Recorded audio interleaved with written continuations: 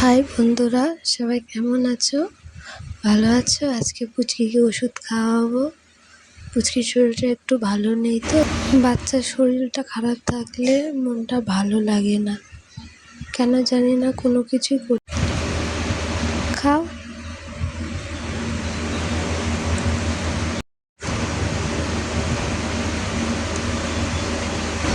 খেয়ে নাও, খেয়ে নাও।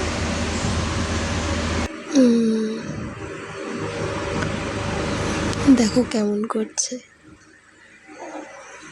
প্রথম ওষুধটা তো খাওয়া হয়ে গেল, এখন দ্বিতীয় ওষুধটা খাওয়াবো। এটা 3 বার করে 10 ml খাওয়াতে বলেছে।